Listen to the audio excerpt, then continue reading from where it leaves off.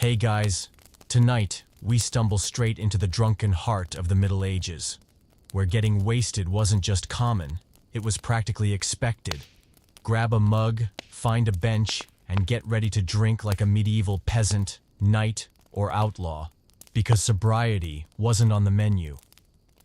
So before you get entirely comfortable, take a moment to like the video and subscribe, but only if you genuinely enjoy what I'm creating here. And let me know where you're listening from in the comments and what time it is there. I always find it fascinating to know who's joining this sleepy journey from all around the world. Now, turn off the lights, switch on a gentle fan if you like that soft hum in the background, and let's slip quietly into tonight's adventure. You open your eyes, not in your bedroom, but in a dark, low-ceilinged wooden tavern, thick with the smell of hearth smoke and human sweat. Someone is laughing uncontrollably in the corner. Another man is sitting on a beer barrel instead of a chair, and someone beside you is throwing up into his hat like it's the most ordinary thing in the world. Welcome to a typical night in a medieval tavern. You haven't had a sip yet, but you can already feel the alcohol hanging in the air. It doesn't smell like wine, more like bread forgotten in a cave for 3 weeks. Around here, alcohol usually means ale. Dark, cloudy, flat beer brewed by hand with zero concern for hygiene. No filtration, no preservation. Sometimes with floating bits. But it makes you warm, and by the third bowl, you no longer care. You're offered a drink. It's not even a cup, more like a cracked wooden bowl. You raise it. It's warm. Unclear whether from the fire, or from whoever was feverish enough to drink from it just before you. You take a sip. First taste, grain. The second taste is smoke. Third taste, poor life choices. You shudder, then you laugh. Because somehow this is the most relaxed you felt in weeks. Drinking in medieval times wasn't just a habit, but an escape. Water was dangerous. Tea was a luxury. But beer was drunk by children, older women, monks, and thieves from morning to night. And once the sun went down, people didn't just drink. They got drunk. Very drunk. You look around. Someone's trying to sing. His voice sounds like someone strangling a goose, but everyone claps anyway. Another man is giving a heartfelt speech about the philosophy of love, his eyes sparkling like he's just read Shakespeare. Though in truth, he's only just learned how to pronounce wife after his 6th cup. The buzz starts slowly, hazy, gentle, a nudge in the brain. But then it grows like a storm. Every sense gets slicked in alcohol, and every behavior is forgivable with one phrase. I don't remember. You stand up. The room tilts. The lantern on the ceiling isn't swaying from the wind. It's your eyes losing balance. You chuckle, stumble towards someone calling you over. A game is starting. Dice are clattering. Bets are being made. There's a gleam in someone's eye, and a shouted wager over an old boot. Drunkenness isn't just a state. It's a ritual when everyone, peasant or noble, is equal at the bottom of a cup. You take another sip. This one is sweeter. Probably mead, honey wine.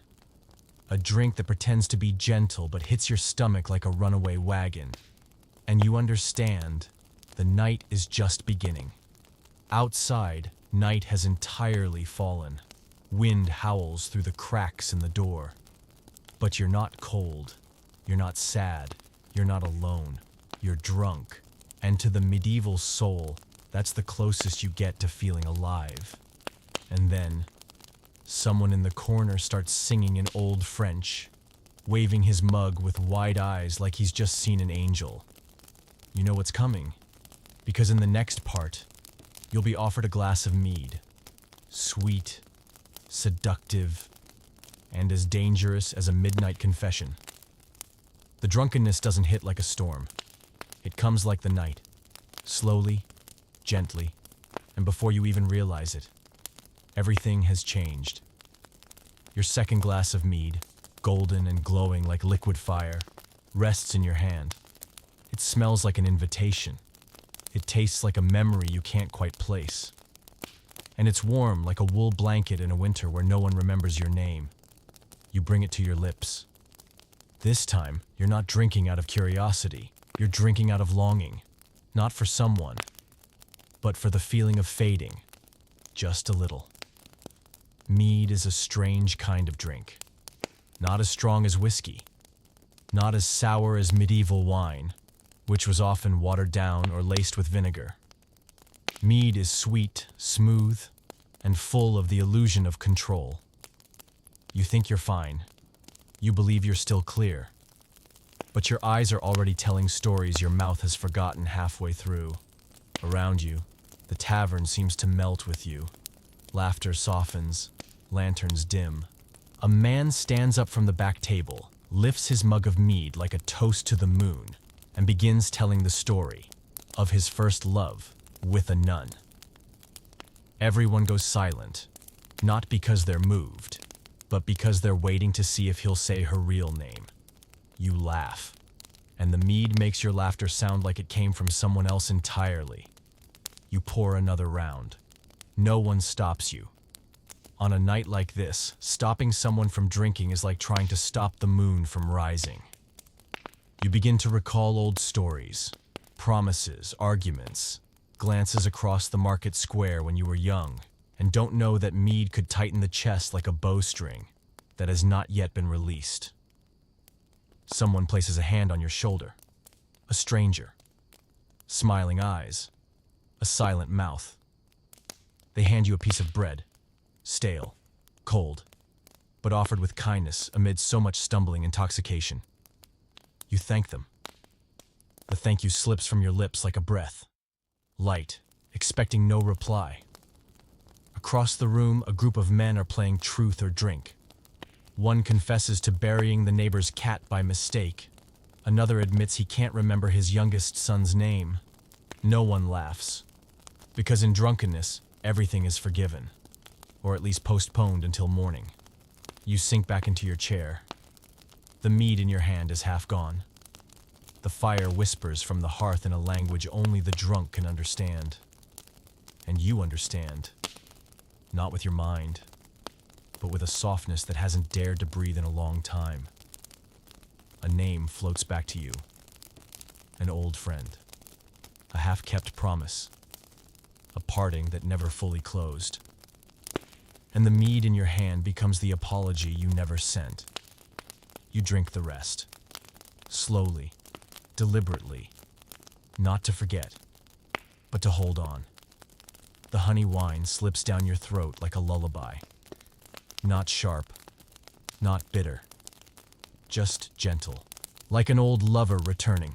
Not to scold, but to sit beside you on a cold night. You exhale softly. The wind howls through the door cracks. Someone starts to play the flute. Wrong notes, but perfectly timed. And you know, tonight will be long, but not lonely. Because you sat at this table. You raised your glass. You got drunk. And when everyone drinks, sings, and slumps onto each other in the firelight, you see that medieval drunkenness wasn't solitary. It was a shared ritual, with the whole village drifting together into mead and forgetting. No one here is fully sober, but no one is truly lost either. There's a kind of drunkenness, not staggering, not shouting, not bashing heads on stone, but quiet. It is so deep that you no longer recognize the voice laughing out of your mouth. And in the medieval world, communal drunkenness was the truest kind of intoxication. Not everyone had something to eat. Not everyone had something to believe in. But drink. Drink was there. When the village had a feast or a wedding, the harvest was in, or even if the moon was out and the rain was not, people drank. Not alone. Not in secret. Not hiding in corners. They set long wooden tables, hung lanterns from beams, dragged benches out into the courtyard. The men leaned into each other like barley stalks full of wind. The women laughed louder than usual. Children darted between chairs, snatching bits of crust and fallen cheese. And the drink, ale, mead, cider, or something with no real name, flowed from mug to mug like a sweet river with a powerful undertow. You're in the middle of one of these nights now. You're not sure what the occasion is. Maybe a forgotten saint's day. The harvest may come in clean. Or maybe the only reason needed was that it felt like the right night not to need one. You're holding a new mug of mead, your third or fifth, depending on how tightly your memory has curled up for the night. Around you, someone begins to play a wooden pipe, off-beat, off-key, but perfectly in spirit. Another drum on an empty keg. Another sings a verse in Old English. You don't understand a word, but nod like it's sacred scripture. Someone pulls you to your feet. You stumble into them, willingly. And just like that, you've joined the circle. A dance nobody teaches. Steps nobody remembers learning. Your feet trip. Your collar loosens. Your breath burns like firewood. And still, you laugh. No one cares who you are. No one remembers what anyone said. There are only hands in hands, shoulders brushing, and shouts exploding like clay cups shattered on uneven stones. Drunkenness is no longer inside you. It's something you share. Each time someone collapses into a bench, 3 others pour for them. Each time someone cries, 2 more either pat their back or laugh and drag them back into the dance. No one gets left behind. No one is left alone. No one has to explain who they are. And for a moment, you're not even yourself. You're a single brush stroke in this great swirling mural of revelry. The 13th laugh in a rising chorus. A hand held by a stranger whose name you'll forget by sunrise, but who, tonight, understands you completely. There's food on the table. Thick bread, soft cheese, a half-eaten drumstick. You're not sure if you've eaten, but there's salt on your lips, maybe from meat, tears, or the taste of laughter. Someone starts a drinking song. The whole village sings. You don't know the words, you mouth along, no one notices, no one cares. Because in the medieval world, drunkenness wasn't about how much you could hold. It was about how many people you could hold it with. To drink. To forget. To fall sideways into each other. As if the whole world were one big pillow. You look around. A cup in your hand. A heart not full but lighter than it's been in a long, long time. And you understand why people in the Middle Ages drank so much. Not to lose themselves, but to melt into a crowd and not feel like they were disappearing. After dancing until your legs can feel nothing but the echo of your heartbeat, you stumble back to your old table, or a table that looks very much like it. It might be yours. It might belong to someone named Gareth. But Gareth isn't here, and the mug is still full. Ale, brown, murky, heavy, like a winter lake, long after the sun is gone but before the ice has set in. Home-brewed, flat, warm, unfiltered. There's nothing seductive about it, nothing inviting, but it's real. You lift the mug, and for a brief moment before you drink, you catch your blurred reflection in that dark liquid. Eyes dulled, nose flushed, a smile on your lips that doesn't remember why it's there. You drink. The taste of raw grain slams into your tongue like a wooden door shut too hard. It's not sweet, not smooth, not pleasant, but it's warm and honest. This is not a drink for celebration. This is a drink for reckoning. For facing yourself after 3 mugs of mead and a dance you never learned. A man who just finished singing slumps at the table next to you. His hand still grips an empty mug like it's the only escape from dreams he didn't ask for. You look at him, then look at your mug, and drink again. Ale doesn't make you float like mead. It slows you down like a freshly stitched wound, reminding you that there's still tender flesh underneath. The sounds in the tavern start to shift. Laughter turns low, stories grow longer. Someone is speaking about a loved one they lost. Someone else swears they saw a ghost in the forest 3 nights ago. It didn't move, just watched me take off my shirt. No one doubts them because Ale makes every word sound like truth. Or at least someone's truth. At this moment, you rest your face in your arms. The wood of the table is damp. It could be beer. It could be tears. You can't tell anymore, and you don't care to. Inside your head, images blur like smoke. Faces fade but feel familiar. Laughter echoes from the bottom of a deep well. And there's a sense you've been here before, or that you'll return here in another lifetime. Someone places a hand on your shoulder. They don't urge you to drink. They sit beside you. No questions, no words, no smile.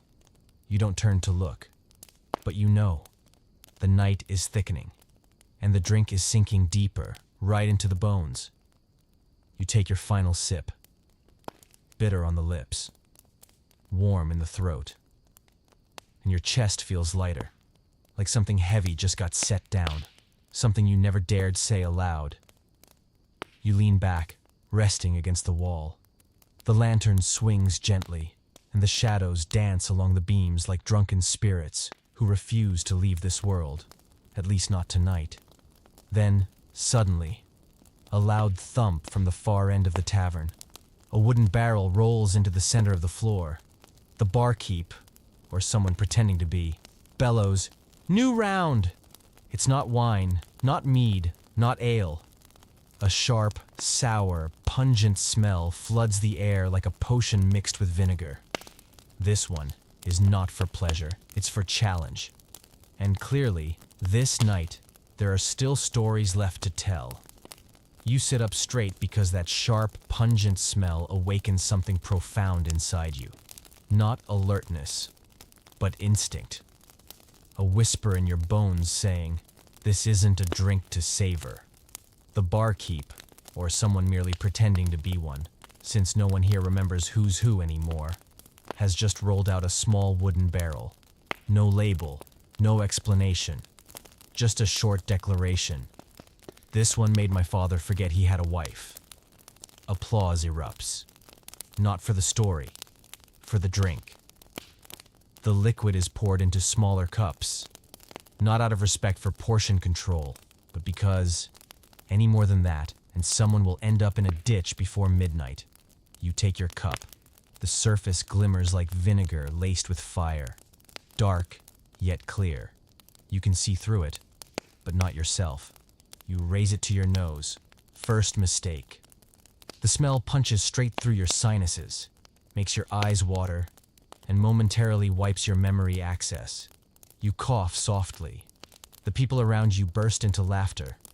No one blames you. Everyone's been there. This drink isn't something you enter. It's a door that only opens if you kick it. You drink, not a sip, not a taste. Pour it down your throat, like someone leaping into a river to escape a fire. First comes heat, then burning, then cold, then confusion. It's not spicy like pepper, not bold like red wine.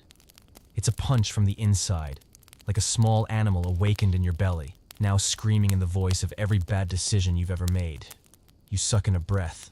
Your chest is burning, but your mouth is smiling. Smiling like someone who just walked through the gates of hell and found a feast waiting on the other side. The man beside you downs his cup in a single gulp, then slams it on the table like a stamp of approval.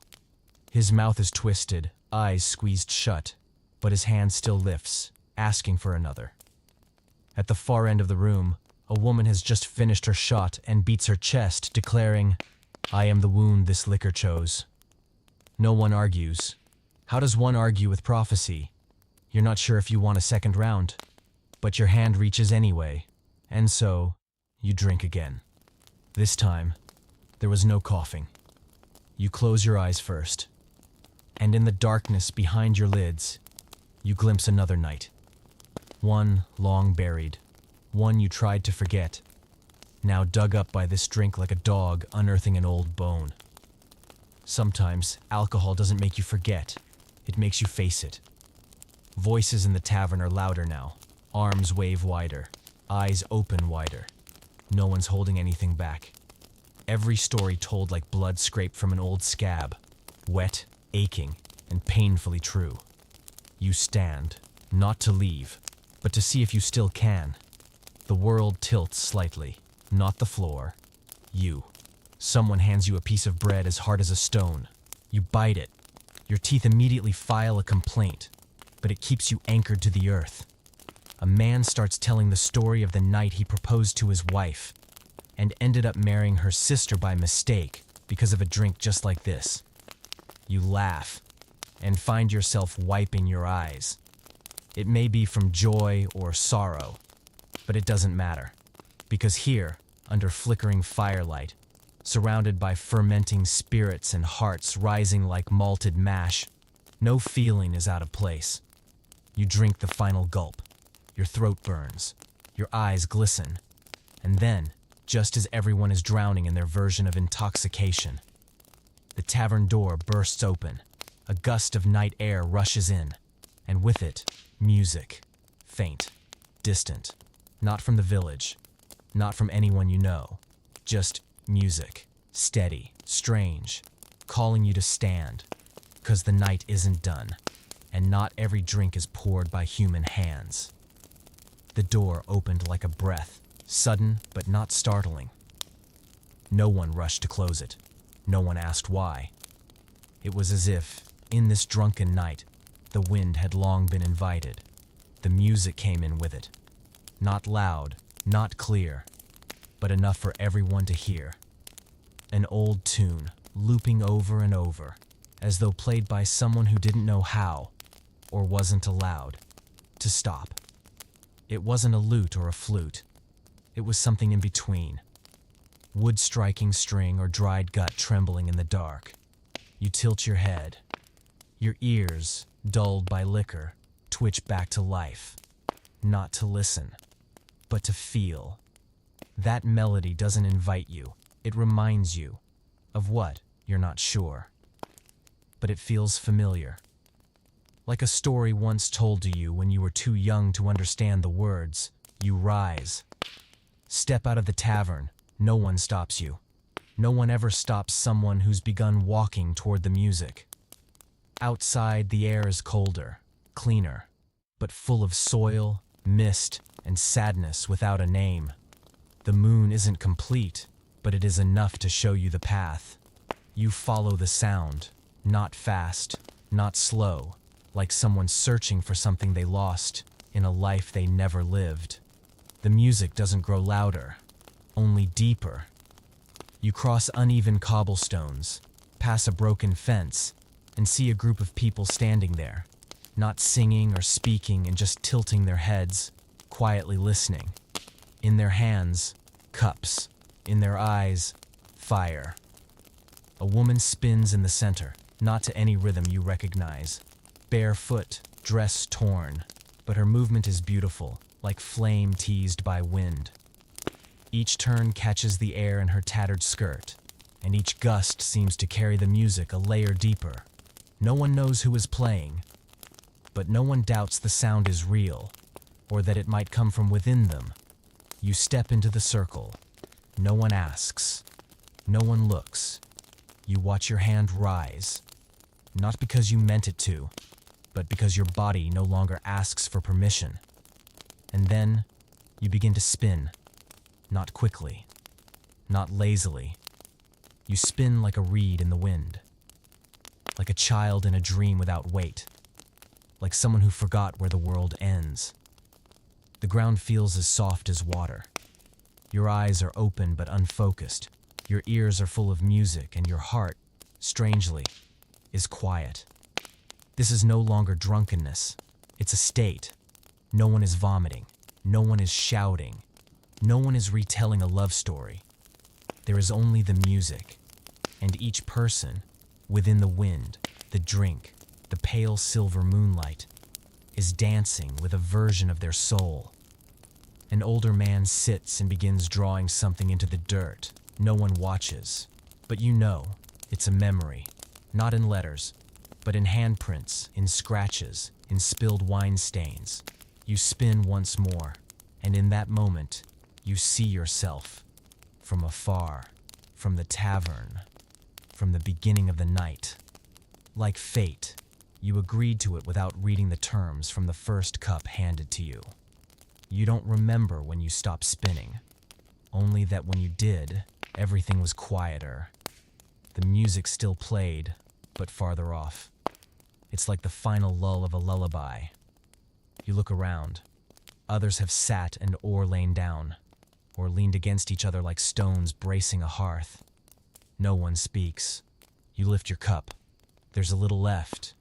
You drink, and for the first time tonight, it doesn't burn. It doesn't sear. It doesn't make your face wince. It just flows, like sweet water through the driest land. And you understand, not all spirits are brewed from honey or barley. Some are fermented from callings, from sound, from dreams ancient and half-remembered. And somewhere in the village, where the lights haven't gone out, the story hasn't yet ended. Someone is pouring the next glass, with a smile you've seen in another life. You don't remember how you made it back to the tavern. When you pushed the door open again, the wind no longer howled. The scent of smoke filled your nose like a warm hug. And the faces inside, those whose names you couldn't recall but whose laughter you recognized, were still there. Everything looked the same. But you were different. Not because you were sober, but because you had crossed a threshold. One where the drink no longer took you further away. It began to lead you back. Your old seat was still empty. A fresh drink had been poured. Cider this time. Dark, golden, with a pale foam clinging to the rim. Lighter than mead, smoother than ale, yet it crept into your blood like someone who never knocked. You sat. I lifted the cup. But I didn't drink just yet. Because now, you weren't drinking to find something. You were drinking to listen. A voice spoke to your left. A thin man with a patchy beard, staring into the space between his fingers like he'd dropped his soul on the floor. I had a daughter, he said. Forgot her birthday 2 years in a row. Because I was drunk. No one replied. Not out of coldness, but because everyone understood. Some things can only be said when a glass is there to listen. You raised your cider. I took a small sip. The first taste was lightly sour, then sweet, then dry. 3 flavors are woven like a conversation with no clear thread, but entirely real. A woman near the hearth began laughing softly to herself. She wasn't speaking to anyone, but each time someone else chuckled, she joined in, like a little bell echoing joy to help it last longer.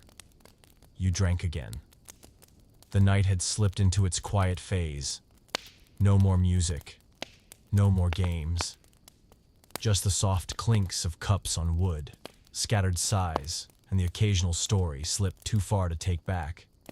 A young man, sharp cheekbones, eyes still caught in some dream, leaned toward you.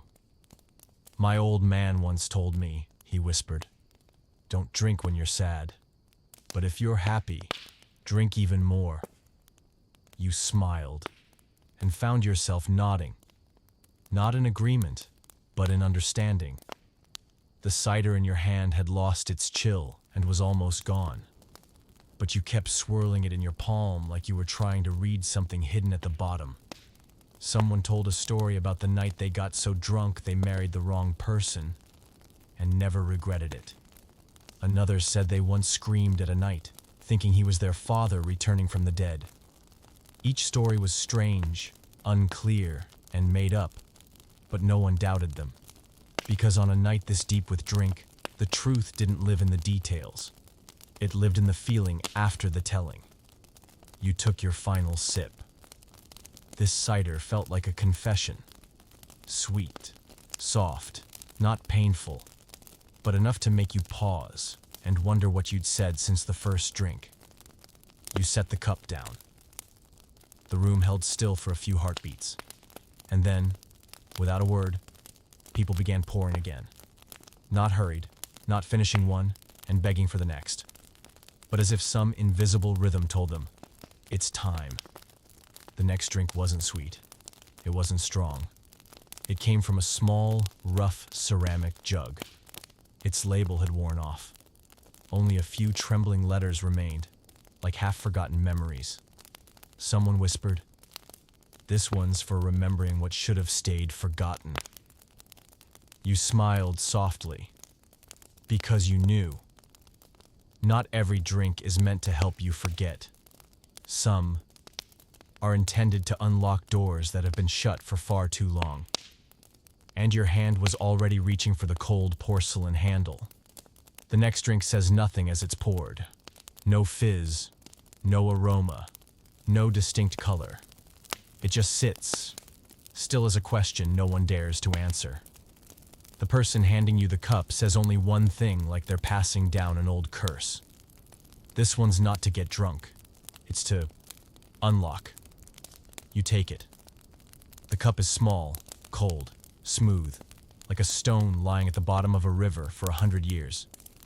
You don't sniff it. You don't guess the flavor. You sip. And instantly you know, this isn't a drink to be savored. This is a drink meant to move. It has no flavor. Not sweet, not bitter, not sharp. But still, you feel it slide down your throat like a thread of cold smoke winding into your chest. It is not a clear sensation, but the echo it leaves behind is resounding, like a memory with no name. You set the cup down, but in your mind, something has shifted. Not quickly, not clearly. Just like a quiet mist rising from the bottom of a forgotten well. A roof you once knew. A laugh. A sentence someone never finished. Someone who's long gone from your life. You don't try to remember. The memories come on their own. It was like a door had opened before you could hide the key. Around you, the air has changed. No more jokes. No more loud laughter. People sit closer now, yet somehow further, each surrounded by the invisible walls of memories they've never told. The man beside you, who was chuckling over some crude story moments ago, now stares into his palm as if he's holding a whole unlived life there. "She used to laugh so softly whenever I was late," he murmurs. "Now I show up to this tavern on time every night, and there's no one waiting for me." No one replies. Because in moments like these, words only serve to break things further. You take another sip, still no flavor, but something salty begins to trickle down the back of your neck. It's not the drink, it's sorrow. Not dramatic, not loud, just quiet. Like an old friend sitting beside you, not blaming, not reminding, just staying until you're ready to speak the truth. Across the table, a woman touches the corner of a handkerchief in her coat. You catch her eye. Neither of you smiles, but neither of you is sad exactly. You nod, like two people silently agreeing that tonight, loneliness will be split in half, at least for as long as the warmth of the drink keeps your hands from shaking. You exhale, a breath no one hears. Inside your head, memories continue to rise, like grainy black and white film. No sound, no color, just moments you thought you'd long forgotten, now returning, silent as the night itself. The older man by the hearth picks up a coin worn smooth of any shape. He turns it over in his fingers and then places it in the center of the table. No one touches it. Everyone knows that some things lose their value and should never be spent. You glance down at your cup. Empty. No one offers more. You don't need any. Not because you've had enough, but what you needed, the thing that kept you still tonight, wasn't in the drink. It was in the silence between sips. The fire crackles in the hearth. A wooden chair creaks as someone shifts their weight. And then, a voice begins to sing from somewhere you can't place. You can't tell if it's a man or a woman. I can't make out the language, only the tone. Like wind through the damp straw. Like a lullaby not meant for children. Someone beside you closes their eyes. Someone else lays a hand gently over their heart. And you do nothing. You sit there, quietly listening, as if it were your voice, finally rising to be heard. You don't know when the singing began, only that it was already there. When you sat still after that scentless drink, and somehow, it had been there long before you ever walked into the tavern tonight. The voice is not loud. There are no clear words, no crescendo. But every note seems to drift through your chest, leaving behind no echo, no trace, just presence. A quiet presence that does not fade. You don't look around for the singer.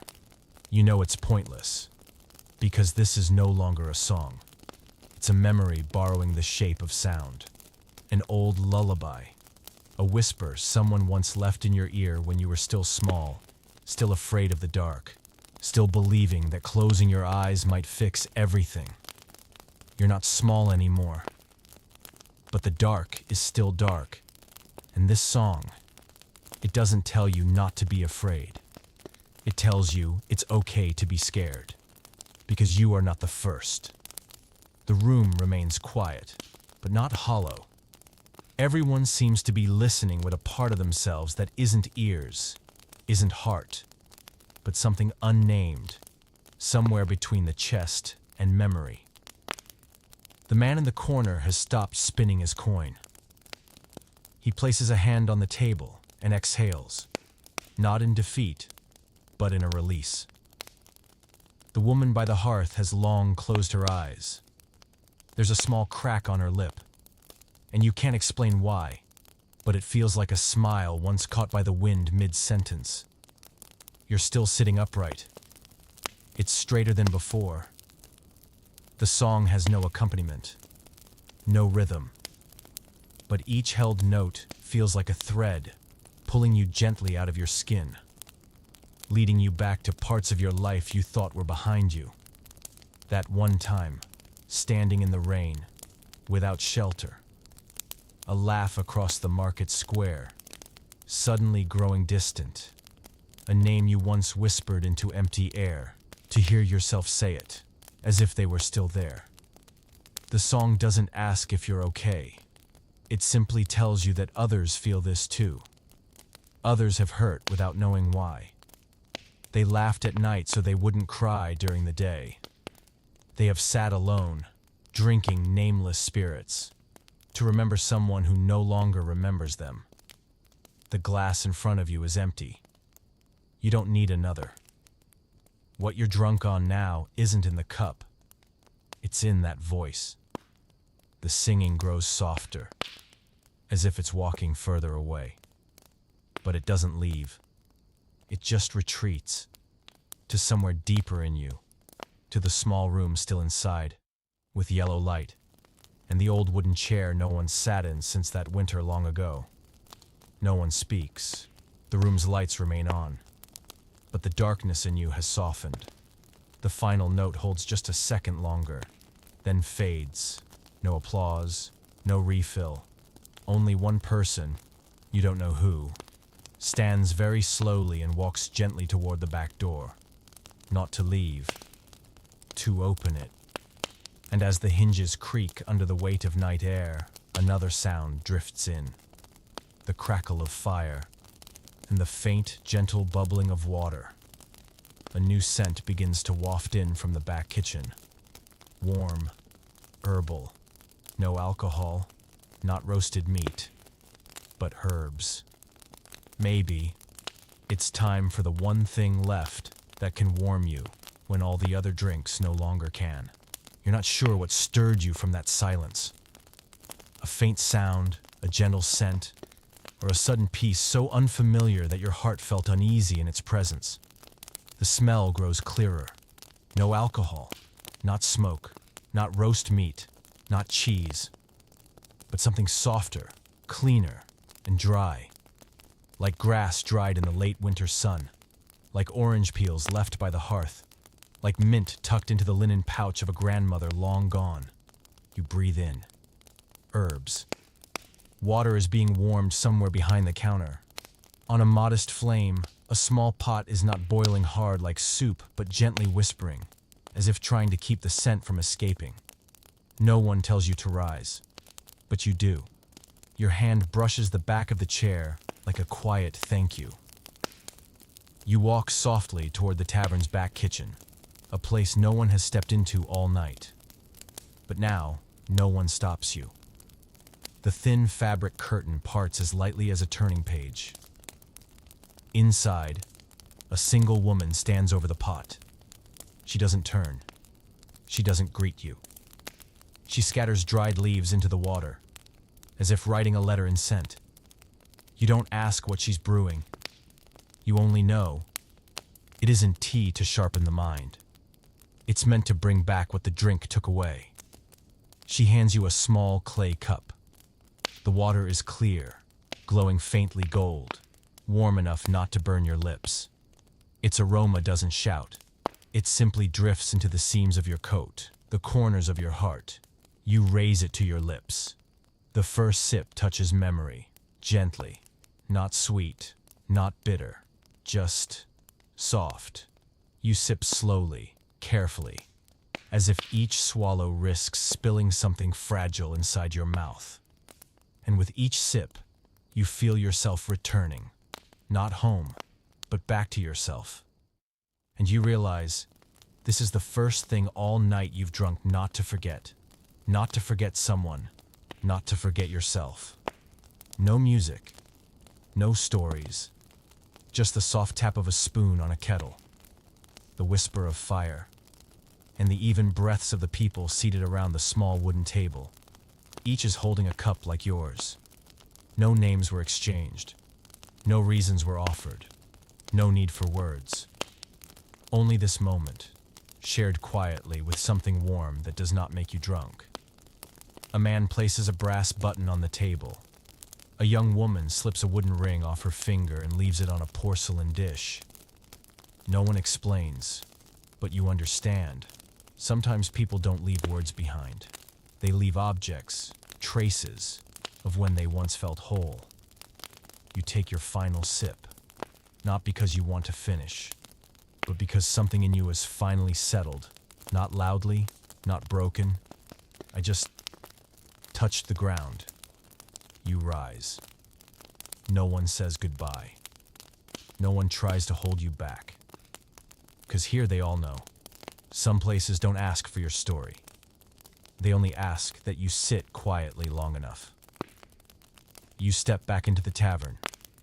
A breeze flows through the open window.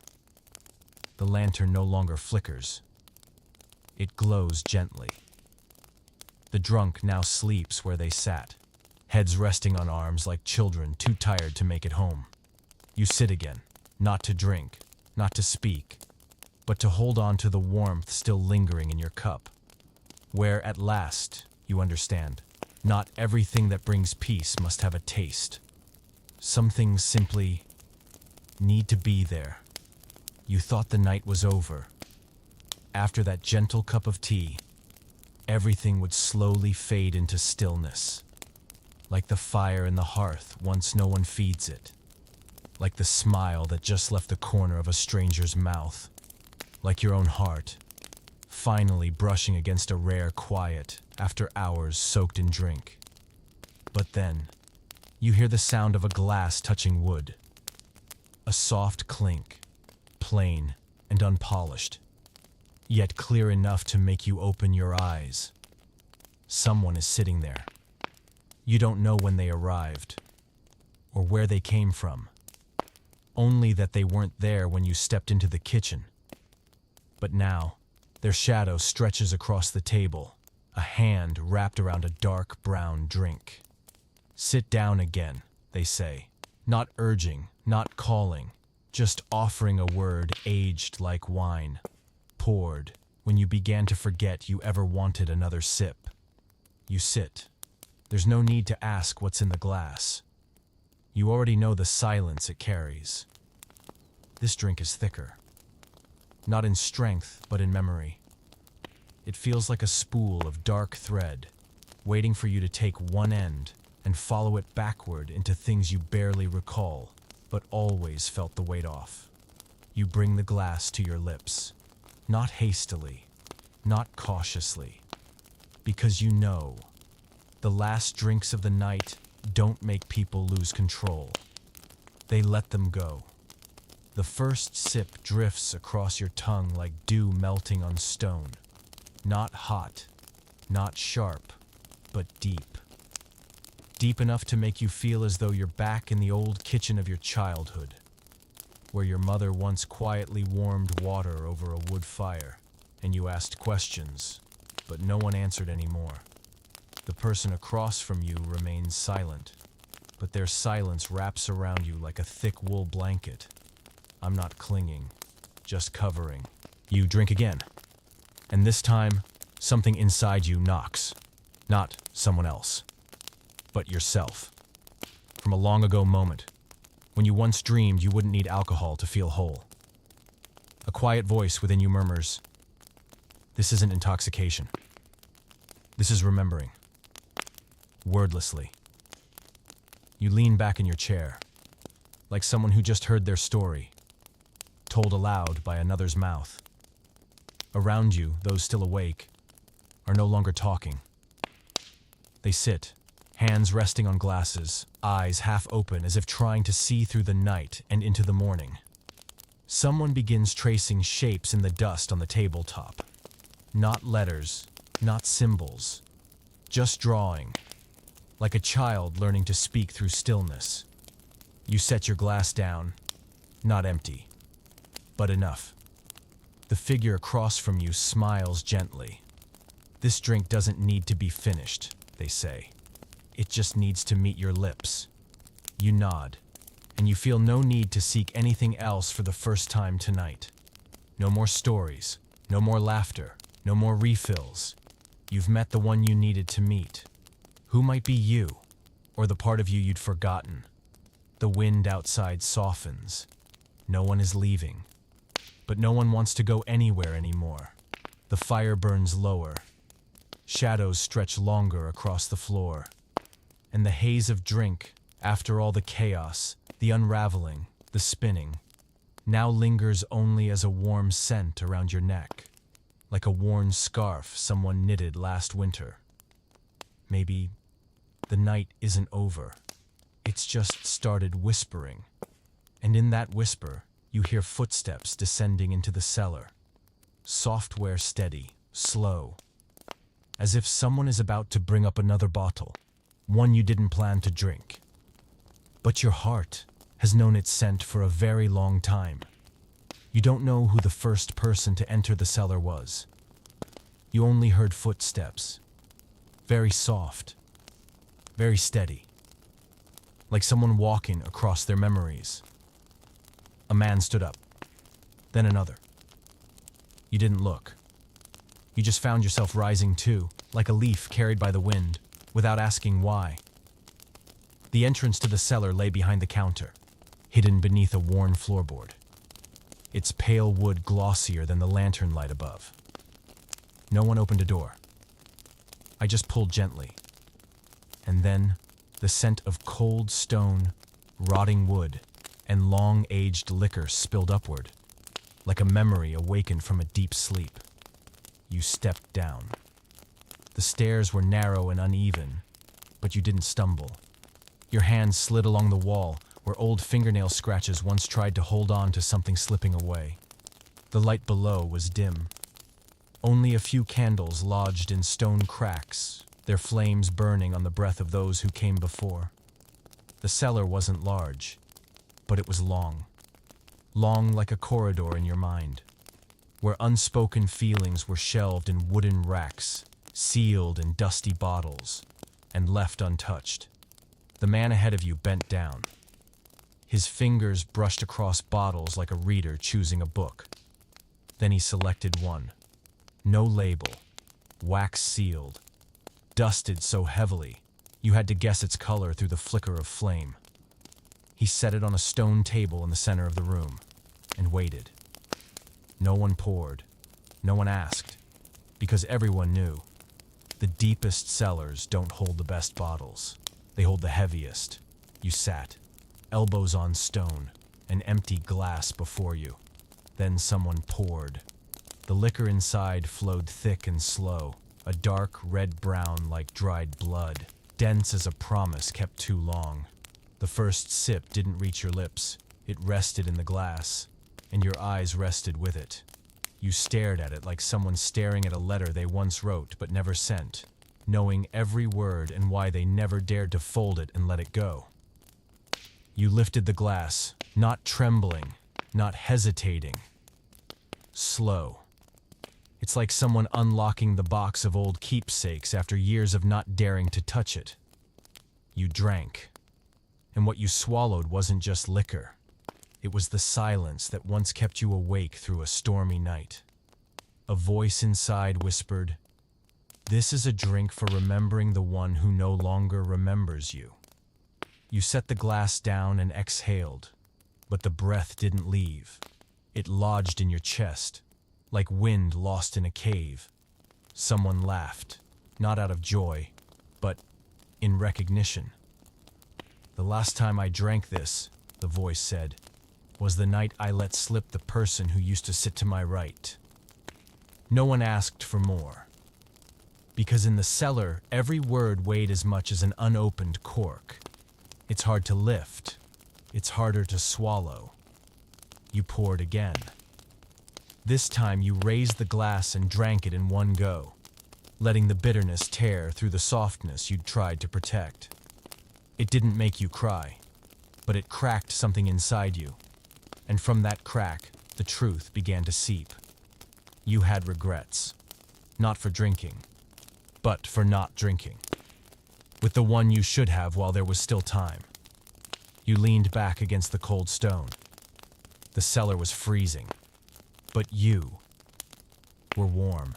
Because not everyone dares to sit down here, open a bottle sealed with guilt, and speak what no one forced them to say. The last glass was set back on the table. No one emptied theirs, because some must always be left, like a promise, for next time. You rose, light, steady. The alcohol no longer led you. It had become part of you. You looked around the cellar and touched another bottle. I didn't take it. It didn't pour. Only thought, someone will need this, but not tonight. You climbed the stairs. The warm, golden light above was still there. The tavern is unchanged. Only now you had left a piece of yourself below the stone. And you knew. The night was still long, but your heart was finally at peace. You step out of the cellar as if surfacing from a cold lake. Not wet, but still. Not shivering. But with the sense that something unnamed has just been lifted from your chest. Something weightless but heavy that had slept quietly beneath your sternum. No one looks at you as you return to the tavern. Not out of indifference, but because they are sleeping. Not the sleep of drink, but of weariness, of fullness, of a night that has whispered more than tomorrow will remember. You stroll through the room. One person rests their head on the table, still gripping an empty cup, as if letting go would cause them to drift away. Another is curled beneath a cloak, lips parted, eyes shut, breathing in rhythm with the breeze over the fields. The fire in the hearth is fading, but not yet out. The light is soft, just enough to see the backs of chairs, just enough to remind you, you are not alone. Only, the last one awake. You pull a chair closer to the fire. You do not drink. You do not speak. You sit. All night, you've passed through the stages of drink, From loud to quiet, from burning liquor to gentle herbs, from laughter to silence. But maybe now, with nothing left in your hand, is when you feel it most. You feel the wine. You feel the people. You feel yourself. You watch the faint ember in the hearth. It no longer glows red. Only a smoldering coal remains, like the dream heartbeat of a sleeping soul. Soft, steady, still living. Your fingers graze the rim of a dry, empty cup. At the bottom, a faint residue has dried, like the lifeline of someone who once wept in silence. You lean back, not to rest, but to let your mind return to that stairway, that cold stone cellar, and the eyes of a nameless man who placed a glass on the table and chose not to finish it. You don't know what time it is. No one asks. And you don't feel the need to know, because some nights are not measured in hours. They're measured by how many times you breathe without heaviness, how many silences don't feel hollow, how many moments do you look around and know, though some are gone, you're still here. A chair creaks softly. You glance over. A young woman is draping a thin blanket over the shoulders of the man beside her. He sleeps with his head tilted, lips murmuring as if dreaming something no one will ever hear.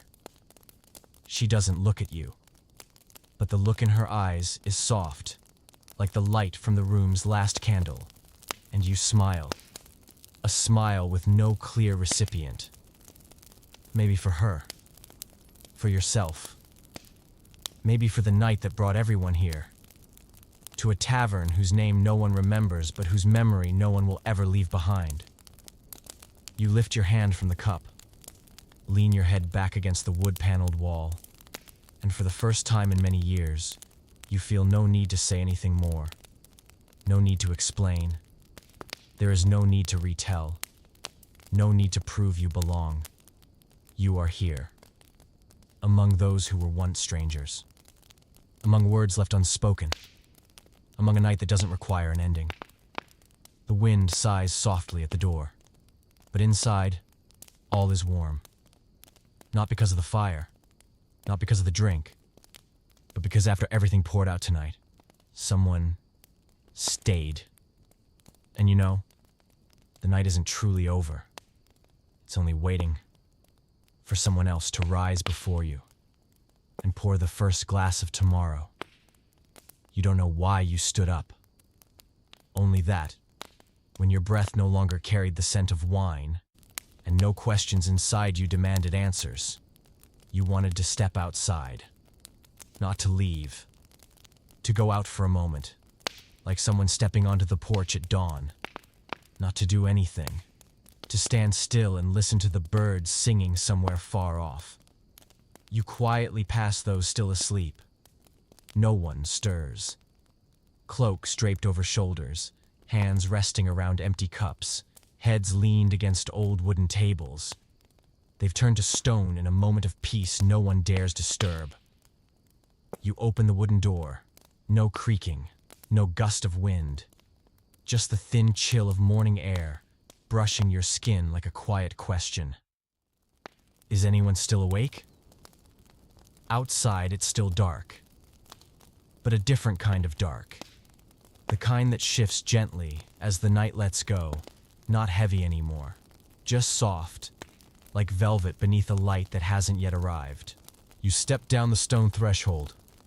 Underfoot, damp gravel, flattened grass, and the scent of dew. The sky stretches above you, deep blue, speckled with silver, as if the stars have just woken up, still rubbing their eyes after a long night of being unseen. You exhale, not from the cold, but from the calm. The early breeze threads through your hair, your collar. You don't shiver. Your body still holds the warmth. From the heart. From the tea you drank without learning its name. From the breath of the room you left behind.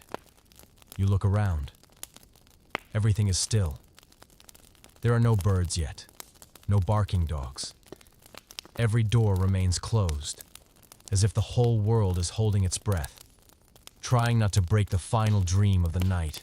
And you, the last one awake, are now the one who bears witness. From intoxication to clarity, from night to light, from I was there to I am here. You don't feel alone. On the contrary, you feel surrounded by silence, by damp earth beneath your feet, by the first light preparing to rise from beyond the horizon. And you feel full, not full of wine or memory or the stories just told, but because the emptiness inside you has been filled, not with words or laughter or tears, but with the complete presence of this moment. You close your eyes, hear the wind, hear your breathing, hear the earth quietly turning. Behind you, the tavern door remains slightly ajar. The orange-yellow firelight spills across the stone like the outstretched arm of someone not fully awake, but still waiting for you to return. You don't go in yet. You stand there, quiet as a milepost for those who will wake after you. Because soon, someone else will open their eyes. Someone will look around and wonder where you went. Someone will touch their cup and notice the trace of your lips still there. You don't need to say anything. No farewell is required. You were here, you listened, you drank, you remembered, you forgot, you let go, you held on. And then, when the mist begins to fade and the sky starts to pull back its black-blue curtain, making way for a light not yet bright enough to call morning, you turn, pad back inside without a sound, and you understand. The night wasn't only for drinking. It was for becoming the person you've always wanted to be, when no one else was watching. You close the door behind you, not hurried, not forceful. Just enough to keep the wind from slipping in. Not because of the cold, but because you're afraid to disturb the rare stillness left after a long night. The light inside the tavern is just the same. Dim, golden, flickering like the eyes of someone trying not to fall asleep. A few candles have melted to their bases, forming winding trails of wax-like handwritten memories smudged by tears. You walk softly through the room. Everyone is still asleep, but you're not quite awake either. You're floating in that in-between space, where the alcohol has worn off, but the morning hasn't yet arrived. Where no one speaks, but everything seems to whisper. You sit in the chair closest to the hearth. The coals have died down, leaving only a few glowing embers. You don't add more wood, because there's beauty in a fading fire too. You rest your elbows on the table. From here, you can see them all. The man whose hat has slipped over half his face is still clinging to his cup like a mast in a storm. The woman curled up like a child, lips moving faintly in a dream. The young man had his head on his arm, hair tousled as if he'd just passed through a gust of memory. And you, sitting still, thinking nothing more, expecting nothing next. Because sometimes, simply being in the moment is already a luxury. The wood creaks as it contracts. The wind withdraws from the window frame. Something falls in the kitchen. Maybe a spoon, someone's dream slipping from their hand. You breathe evenly and realize to be drunk is not to forget. To be drunk is when all your senses open so wide you can even hear the silence. Your eyes settle on a glass left on the table. No wine left. Just a few drops at the bottom, lingering like the final lines of a poem that doesn't need an ending. You tilt the glass. Let the candlelight shimmer through the dark wood grain. And suddenly, you see yourself reflected in it. Not sharply, not brightly. Just a shadow, not sad, not joyful. Just present. You remember the stories told last night. The man who lost his wife but still saved her a chair every time he came to drink. The soldier who cried because someone sang a song off-key. The boy didn't know his birthday, but remembered the scent of his mother's hair. They all return to you, not as memories, but like yeast rising gently in your chest, warm and weightless. You don't write them down. You don't repeat them aloud. You keep them. You keep them by sitting still, by letting your hand rest on the rough wood table, by allowing your heartbeat to slow a little more, as if syncing itself with those sleeping around you. Then, from the kitchen, a sound. Someone is awake, not hurried. Just the soft clink of a kettle being lifted, and a faint aroma, herbs, mint, dill, drifts into the room like a greeting that needs no words. You don't turn around. You wrap your hands around the old, now cold cup and sit there, waiting for the first person of the morning to step out. No one rushes. No one cleans up. No one says goodbye. Because at this tavern, the night doesn't end. It just folds in, shrinking to a quiet warmth in your palm, a story hovering in someone's sleep, and a glance you'll carry with you long after the sun comes up. You don't hear a rooster crow. No one shouts, "It's morning." No bells, no marketplace clatter, no hurried footsteps. Morning doesn't arrive like an opening overture, but like someone slowly opening their eyes, and not blinking yet. Light seeps through the wooden cracks, thin as thread stitching the edge of a dream reluctant to end. It doesn't blind you. It only makes you notice. Your hand has let go of the glass at some point, and you didn't even realize it. You stretch your fingers slightly and open your palm. There's still warmth on your skin, not from the wine, not from the tea, but from being here. The tavern looks the same, but now everything has sharper outlines. The figures still lie there, slumped, curled in those strange sleeping poses no one can explain once they wake. A man stirs. He doesn't open his eyes right away. He runs a hand through his hair, then slumps back down, as if bargaining with the dawn for a few more seconds of night. From the kitchen, the first clear sound rises, the pour of water into a kettle. Not rushed, not spilling, not repeated. You hear it like someone hears a knock at their door, made with the tip of a finger. Software very soft, but strangely familiar. You rise.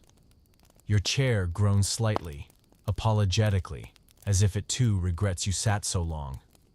Your steps are light, but they make a sound. The kind only made when your body has finally returned fully to itself.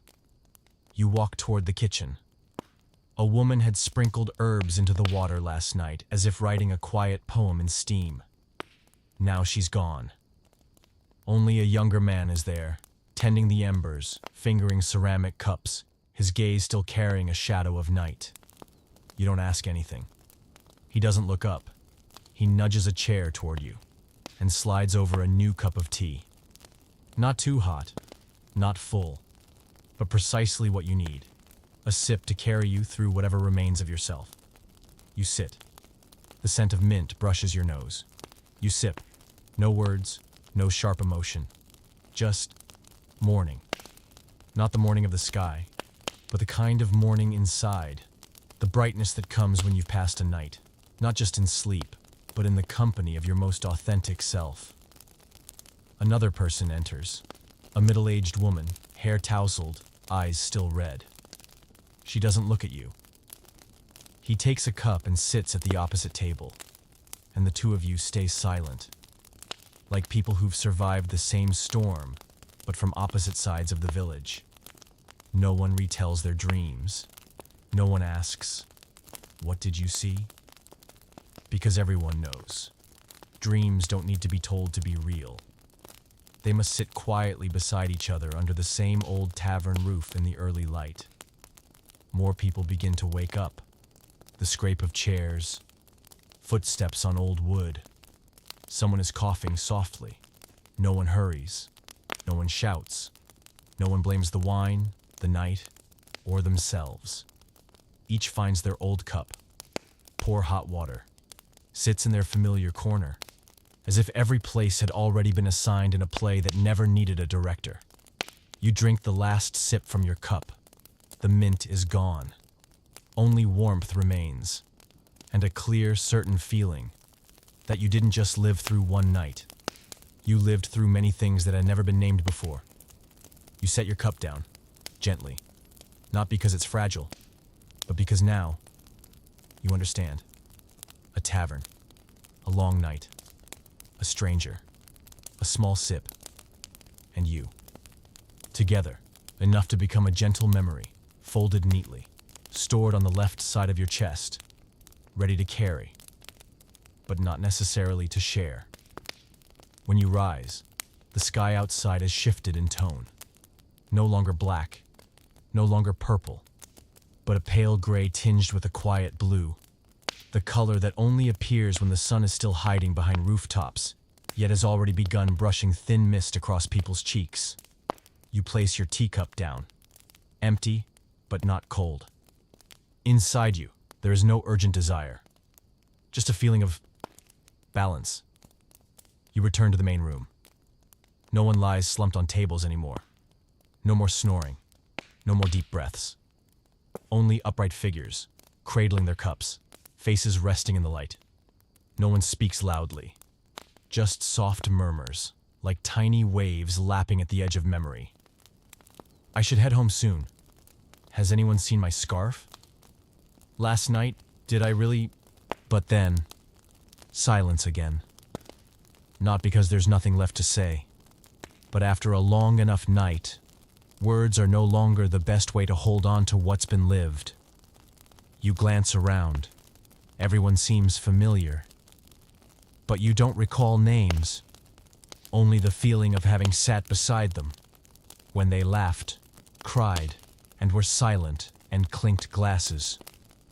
A man begins to straighten the chairs, unhurried. Just the simple act of someone who knows. After a deep night, the only thing left to do is leave things in order, to honor the memory.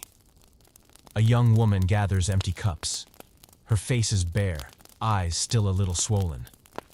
But her hands move gently as if she's arranging small pieces of herself. Each cup, each spoon, each cool drop of wine. You step near the door, not to leave, to stand, at the threshold between in and out, between night and morning, between what just happened and what will never be told.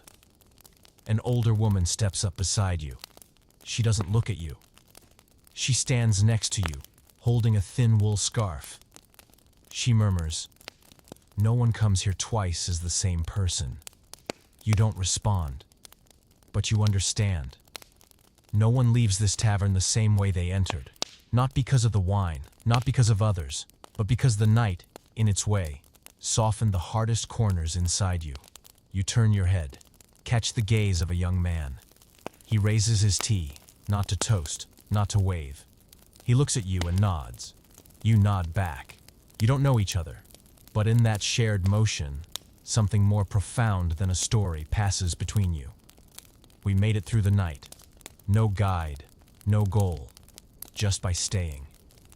Someone opens the main door. Real light pours in. No longer soft blue, but clear, golden white. The light of reality.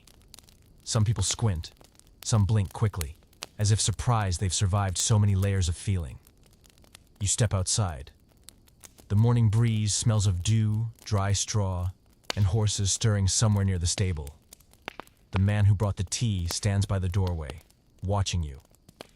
"If there's anything to take with you," he says, "let it be light." You smile. You carry nothing. It's just a very light feeling that you've reclaimed a piece of yourself you hadn't realized was missing. Last night, you were drunk. Drunk on wine. Drunk on words. Drunk on glances. Drunk on stories no one ever wrote down. But this morning, you are awake. Not dizzy. Not regretful. It's just clear enough to know you were truly present. And in life, there's nothing more precious than that. You turn. You walk away. leaving behind a tavern being quietly cleaned, a night that has passed, and strangers who now no longer feel far away. And somewhere deep within you, a voice whispers, like the final curl of smoke from a fire, you'll return again, not to drink, but to remember that you were once held this gently. You don't look back, not because you forgot, but because you know that place still lives inside you, even if you don't turn around to see it. The path away from the tavern winds along a dusky hillside blanketed in a thin veil of morning mist, like a sheer scarf someone dropped in the middle of a dream. Your heel presses into damp earth, soft as though you're walking across memories already dried in the sun. No one sees you off. No voices call after you. No parting wishes of luck. Because that place, the one you just left, isn't somewhere people send each other off with instructions to take care. It's where people leave the heaviest parts of themselves in exchange for a single, lighter breath to begin again. You walk. The first few steps feel softer, not because the road is smooth, but because your feet have stopped running from you. Last night you drank a lot, spoke little, and remembered deeply. Each glass wasn't just liquid. It was layers of emotion filtered from others, poured into you, as if someone trusted you to hold them safely in your stillness.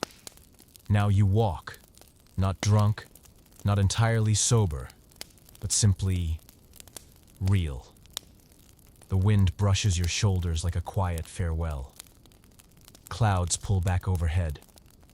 Morning light slips between bare branches, painting uneven lines across your clothes, like brushstrokes left unfinished in a painting that doesn't need a name. You stop beneath an old tree. The grass is still wet beneath your feet. You crouch down, unsure why, and your fingers find a small stone. Round, calm, silent, like an apology never spoken aloud. You place it gently on a nearby ledge, nothing more. A quiet vow. I passed through here, and I'm carrying less than when I arrived. Footsteps echo behind you. You don't turn. The other person doesn't speak. Just two people walking in the same direction on a morning that needs no sound to confirm you are not alone.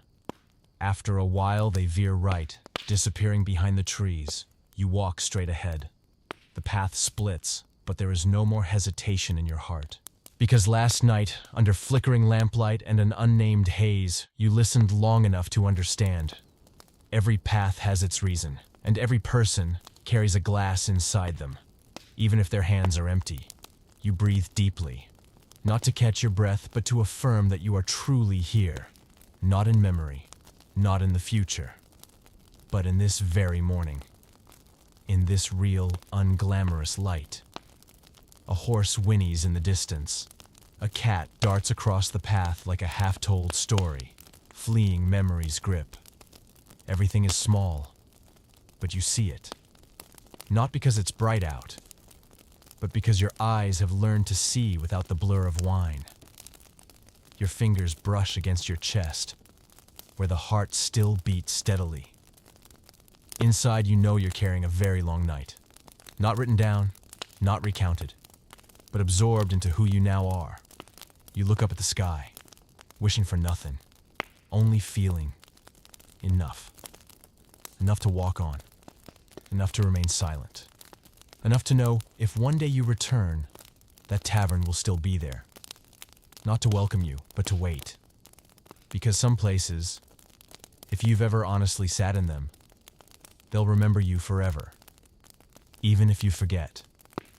Even if you change. Even if you never knew what you left behind on that old wooden chair. You walk forward, and with each footprint you leave behind, the morning wind hums low like a lullaby. You don't drink to forget. You drink to remember that you still feel. And that's when you know. Last night, you didn't just drink wine. You drank yourself back into being. The road ahead opens up.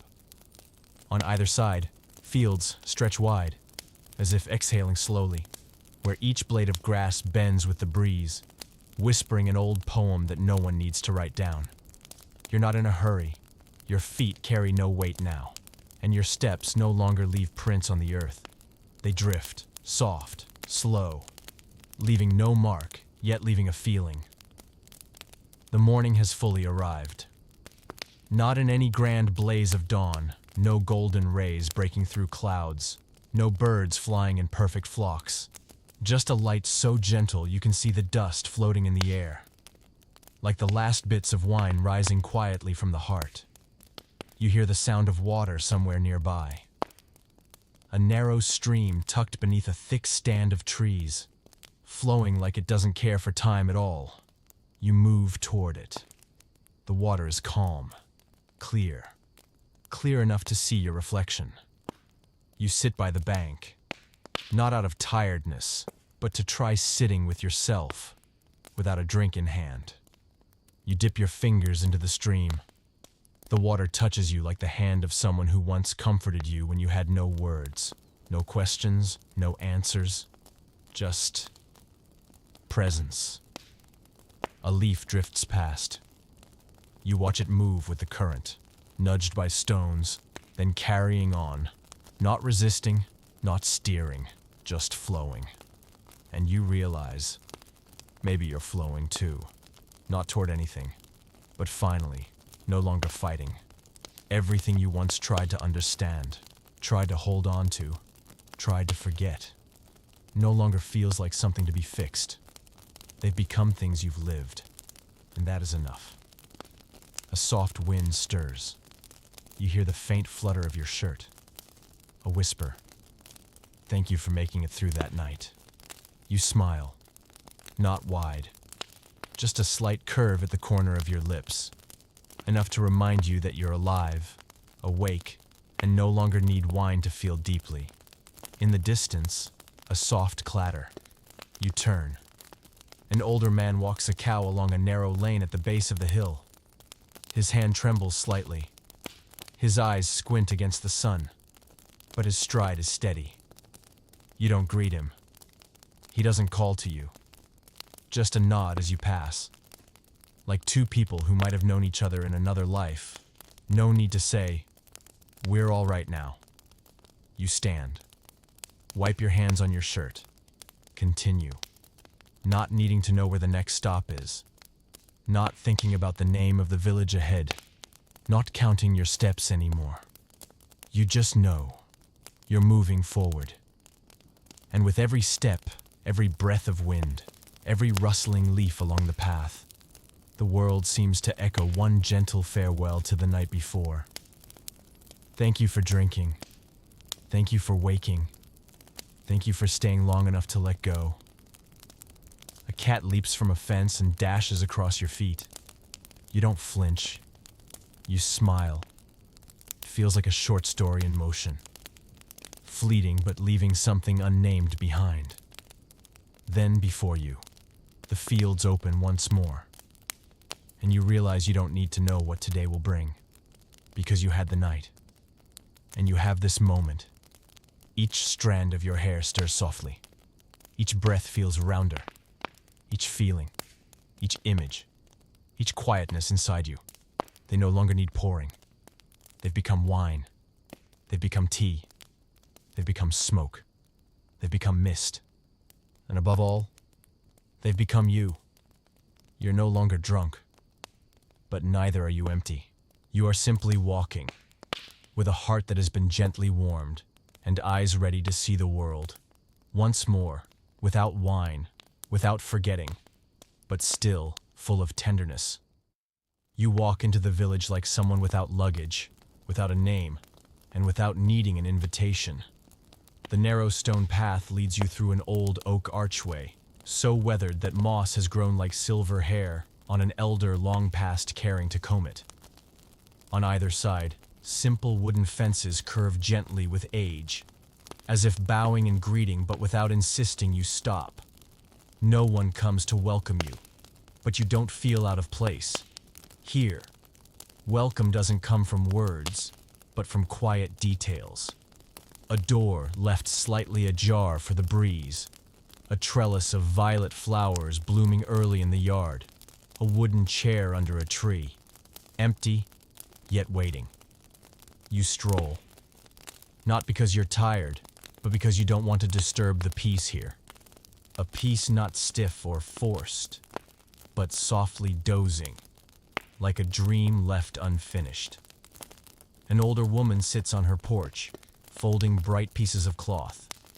She doesn't lift her head, just casts a glance your way, as though recognizing someone she can't name, but once shared a quiet afternoon with many years ago. You nod. She doesn't nod back, but in her gaze, you hear a silent sentence. You may go on. A child sits under a tree, drawing on the dirt with a stick. They don't run up to ask where you're from. No curiosity like children often have. Just quiet scribbles, like they're tracing your path with dusty, wandering lines. You pass the village well in silence. The water is so clear, you see the sky reflected, not high, not brilliantly blue, but close enough to touch if you reached in. You kneel, scoop a dipper of water, drink. It's cool, sweet, familiar, like sipping from an old memory. Something once lost has now been returned to you as if it had never been taken. A bell sounds in the distance, not from a church, from the collar of a goat. It rings gently, like someone knocking at the door of a memory you didn't realize it was there. You sit on a stone step and lean against someone's house. No one asks you to move. No one asks what you're doing. Here, people don't ask questions that don't need answering. All they require is that you be still, that you don't break the rhythm of their quiet, kept carefully like a piece of silk folded into a drawer. A middle-aged man passes by with 2 wooden buckets. Water spills at the sides, catching glints of morning light. He doesn't stop. He lifts his head slightly in passing as if to say, "This place needs no explanation." You close your eyes. You hear the wind slipping through cracks in the roof. You hear someone tending a coal stove. You hear the wooden wheels of a cart creak softly beyond the gate. All of it, the sound of a life that doesn't call your name but is willing to exist for you. You open your eyes, look toward the end of the village where a line of trees leans, as if pointing the way forward. No one blocks you. No one asks you to stay. But you also feel no rush to leave. You understand now. Some places in life aren't meant to be reached or left. They're meant to be stayed in, for just a moment. To sit down, take a sip of cool water, look into the eyes of someone you don't know, and quietly think, "Thank you for not needing to know who I am." You rise, slowly, lightly, like the morning itself. You walk again through narrow alleys, past half-open gates, along fences just low enough so no one feels truly separate.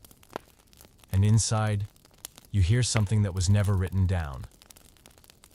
There are places that don't hold you back because they know you'll return when your heart needs peace one more time.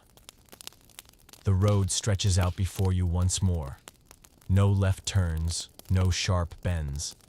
Just a soft dirt path flanked by fields of grass rippling in the wind, and a sky above so gentle it feels like a hand smoothing the creases from a weary brow.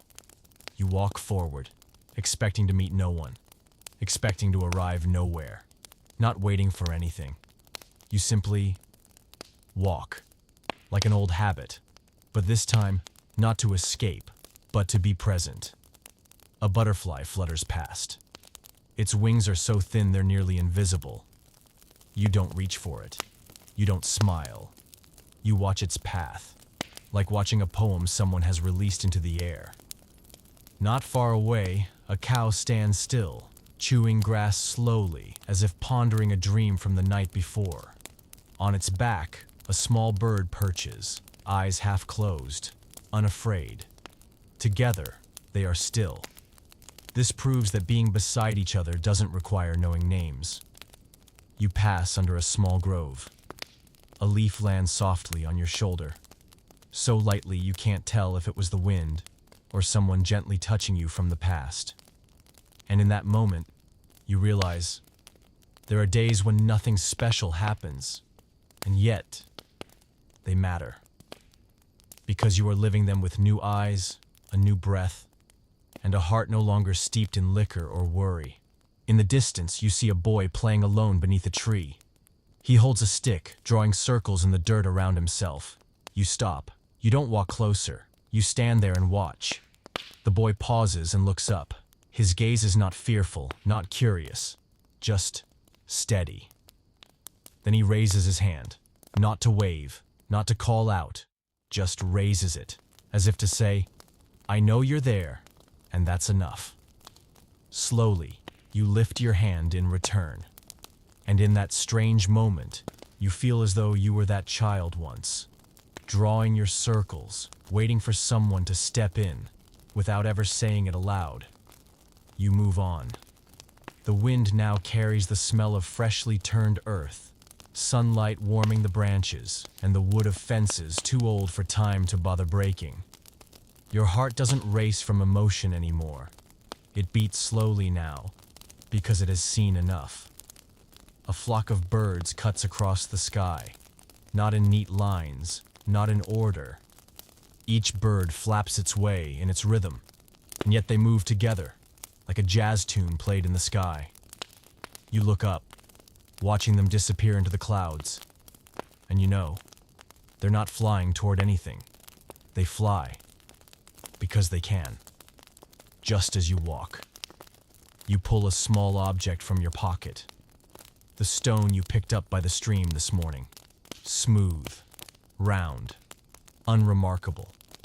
But now it's a part of you. A token of the moment you sat down, drank water and saw your reflection in something clearer than any mirror. You place the stone at the base of a nearby tree. No carving, no claim. Just a quiet offering, like the final low note at the end of a song. Far ahead, you spot a low-roofed house, a wisp of smoke curling above its chimney through the treetops. You know you're not going there for shelter. You're not hungry. You want to be near a roof. Remind yourself that, on this journey, even the most ordinary things can be a kind of magic. You keep walking. And for the first time today, you smile. Not because something was funny, but because your heart feels calm enough to give off a little light. You place your hand on your chest, feeling your heartbeat, soft, steady, like it's tapping out a song with no words. Just keep walking. You don't need a destination, because every step is another sip of wine poured gently into life. The house ahead emerges like a memory once dreamt of but never lived. It's small, low-roofed, with wooden walls faded by time. On the front porch rests a long bench, old and chipped, its paint peeling like the passing years, and no one is bothered to dust away. You don't rush toward it. You stop a respectful distance away, as if waiting for a signal from the wind, the earth, or just the subtle tilt of an old stone mill in the yard. Then something tiny happens. A cat steps out of the house. It doesn't look at you. It doesn't meow. It simply walks to the edge of the porch, curls its tail around its paws, and drifts back to sleep. That is your invitation. No words, no gestures. But you understand. This house didn't choose you. It simply didn't turn you away. And that alone is enough for someone who's made it through a long night and now knows some places don't need you to prove yourself, only to arrive. You sit on the bench. The wood creaks softly beneath you, not in protest, not in welcome, like an older adult shifting just enough to make room beside them. Before you leave the field, the mist was now lifted, and the breeze was beginning to carry warmth. No one passes by. There are no market sounds, no voices, only the kinds of sounds you miss when living too fast. The whisper of wind against your sleeves, the sway of grass, and even the soft breath of time itself. The door remains closed. You don't plan to knock. Because sometimes a closed door doesn't mean stay out. Sometimes it's just the world's way of saying sit there, be still, and if I need to, I'll come to you. You pull a small piece of dry bread from your pocket, not from hunger, to have something to chew slowly, as if every bite is a quiet thank you to this morning. Unannounced, uneventful, but deeply kind. The cat glances at you, then stretches out, as if you've belonged here all along. You rest your elbows on your knees, exhale a long breath. Not from fatigue, not from relief. Just fullness. Inside you now, there are no plans, no questions, nothing to handle. Just a vast, quiet space you no longer want to fill with noise. You think of last night, not in order. Each memory flickers like a brief flare. A man spinning a coin by firelight, a hand sprinkling herbs into boiling water, a nameless glance as two people clinked cups without touching. None of it is apparent, but it's still there, not clinging to you, not pulling you back, just steeping quietly in your chest, like a new kind of wine, not meant to be drunk, but to slowly soak into your steps, so each one you take no longer belongs to the person you once were. After a while, the door opens. A woman stands there, gray-haired, wearing a plain robe. She doesn't look at you. She sets down a cup of tea by the doorway, then returns inside. No words, no signs, no nod. But you understand. You rise and pick up the cup. It's warm, just enough for you to know someone brewed it not out of politeness, but because they genuinely thought you should drink something warm. You sip. You don't ask what kind of tea. You don't guess its flavor. You don't offer compliments. You drink. And in it, you taste a quiet refinement, as if the one who poured it was once a wanderer like you, and is now sending out a tender offering from the far side of a journey. You place the cup down. The cat lets out a single, soft meow. It doesn't ask for anything, just a gentle reminder that time is still moving, and beauty doesn't have to last to be real. You stand. No goodbyes. No knock on the door. No spoken thanks. You leave only the faint warmth of your palm pressed into the side of the clay cup, and a quiet nod to the old porch that gave you a morning of peace without needing to know where you'd been. You turn. You walk on. And for the first time, you think, perhaps the drunkenness has truly passed. Not because you've sobered, but because you no longer need it. Because now, each moment of stillness has become its kind of wine. The kind no one pours, but that warms you until dusk. You leave the old porch without a trace, except for the faint dent in the wooden bench and the lingering warmth of tea in your palm. The path ahead hasn't changed.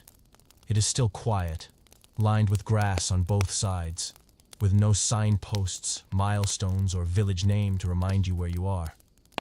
But something is different now. Not the place you walk through, but the person doing the walking. You continue at a gentle pace. No reason, no destination, only this, that you are here and still able to feel.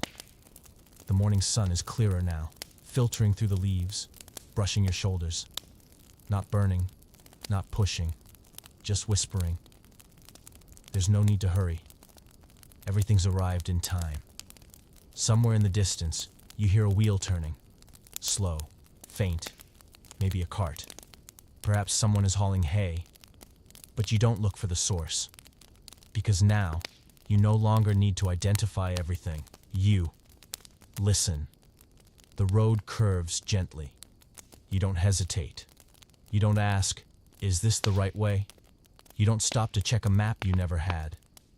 Because you've gone far enough within yourself to know direction matters less than how you move, and not every turn needs a reason.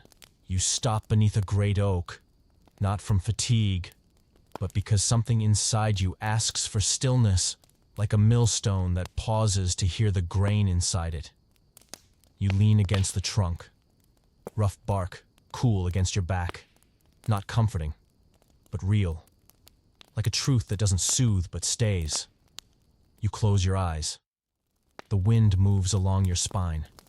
It doesn't make you shiver. It only reminds you that you're still alive. Quietly, without spectacle, without needing applause. You exhale, not from sadness, but because something old has finally left your chest. Something nameless you've carried too long. When you open your eyes, everything is still, but deeper, richer, clearer. A dirt path stretches into the woods, sunlight dappling it like a hand-stitched cloth laid over grass. You find it beautiful. Not because it demands attention, but because it never asked for any. You start walking again. Not because you've rested enough, but because a voice within you quietly says, keep going. Even if this road leads nowhere. Because maybe the destination you've been seeking isn't a place. It's a state of being, a peace, a stillness that isn't empty, a breath you no longer have to take to escape yourself. Beneath your feet, the earth is still soft. The grass bends without breaking. The soil takes your steps not to hold you back, but as if offering a gentle embrace. You feel a new kind of wine in your heart. Not bitter, not hot, not dizzying, just warm, gentle, slow. Maybe it's peace, maybe forgiveness, maybe a long overdue "I'm sorry" you've finally offered to yourself. You pass a hollow beehive. Someone may have taken the honey, or perhaps the bees moved on. It's empty, but not abandoned. There's still an echo inside, the sound of things that once lived, now lingering as continuity. You touch it lightly, then walk on. With each step, the breeze taps softly on your back, as if someone is reminding you. Don't worry. Wherever this path leads, you're already returning to yourself. And you believe it. No proof is needed. No explanation is required. Because no wine you've ever drunk has made you this light. And no journey has ever made you feel so perfectly placed, even with no one to point the way. Just walk. Just breathe. Just remember. It's not the destination that makes you whole. It's the way you remain present, moment by moment, that turns every place you pass into home. You hadn't planned to stop, but that house appeared as if it had been waiting for you. Nestled between two gnarled chestnut trees, small, low-roofed, its wooden walls faded like a coat left through many rainy seasons, worn but never discarded. No smoke, no sound, no open door. But you knew. This wasn't an abandoned place. It was just waiting in silence. You walked closer. There was no gate, no nameplate, no footprints on the path, but a few blades of grass leaned softly to the side, as if even the wind had once paused here for a while. You touched the door. It opened gently, without a creak. No force needed, no permission asked. Inside, it was dim, just enough. Not dark, not cold. Just the kind of hush that settles in a room untouched by urgency. Light filtered through a gap in the roof, falling in narrow lines. On the table, a wooden cup sat upside down. On the chair, a cloth worn soft by time. Nothing new, but nothing was broken. You saw no one. I heard no footsteps. There was only a warmth in the air, faint like someone had just left. You sat down. The chair sank a little beneath you. Not cracking, just exhaling, like a thing long used and finally understood again. You didn't light a fire. I didn't make tea. I didn't rummage through anything. You just sat, leaning into the wall, eyes resting on the door's thin sliver of outside. The breeze drifted in, carrying earth, leaves, and something else. The scent of simply staying. You don't know how long you were there. I suggest a few minutes, maybe the whole morning. But what's strange is this. You've never felt time stop so clearly. Everything around you stood still. Not frozen. I am just done trying to prove its existence. You closed your eyes. And for the first time in a long time, stillness didn't make you restless. It wasn't empty. It didn't ask anything of you. It didn't whisper, "What now?" It just sat beside you. Not pushing, not pulling, not pouring in, not taking away. You placed a hand on your chest.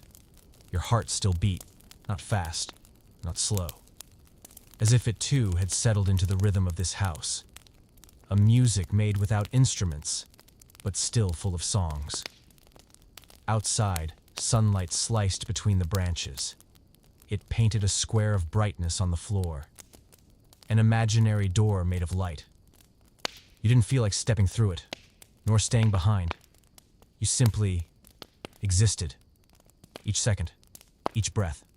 Not for memory, not for the story, just to be. Eventually you stood, not urged, not finished, just because your body had quietly filled itself, not with food, but with stillness. You looked back at the house, not with longing, to say, yes, I was here. You left no mark, no words on the table, no fold in the cloth, no symbols were scratched into the wood. Because some places don't need souvenirs, they keep you, not with objects, but with presence. You closed the door behind you. This time it made a soft sound, not a complaint, but a nod, as if it said, "Go ahead." But remember, once you sat here and needed nothing to feel whole. You returned to the road. The wind shifted. You walked on. But something had changed. Your steps are no longer searched. They moved, to keep rhythm with your breath, as though someone had just handed you one last drink. Not to make you drunk, but to remind you, you were already sober. The road brings you back to life, not the hurried kind, but the slow, steady pulse of people in the soft descent of afternoon. You smell grilled meat somewhere nearby. A wisp of smoke curls upward from a thatched roof. There's the clink of glasses, a husky laugh, and someone singing an old folk song, badly but sincerely. A small tavern appears just across the road, not large, not crowded, just a tilted wooden awning casting its shadow over a few worn tables, and a faded cloth hanging by the door whispering, "There's still a place for you if you're in no rush." You step inside. No one turns to look. No one asks, "What'll you have?" They're too busy. Living. A middle-aged man tells an old story, his voice slurred, but his eyes wet, as if he's just remembered the name of someone he lost. A young woman laughs loudly, but when she turns her face, you see a faint red mark on her cheek. Not from drink, but from something. She's hiding behind the laugh. An older man pours himself another drink. No toasts, no company. Just muttering now and then. "Last time I sat here, he was still alive." You choose a seat in the corner. Not too close. Not too far. Close enough to listen, but not to be pulled in. Someone places a clay cup of wine in front of you. No questions asked. And strangely, you don't refuse. You don't drink right away. You hold it, letting the warmth seep slowly into your skin. Like the silent press of someone's hand, who understands without needing words. You sit there, listening to life flow through the room like a quiet river of wine. Someone talks about harvest.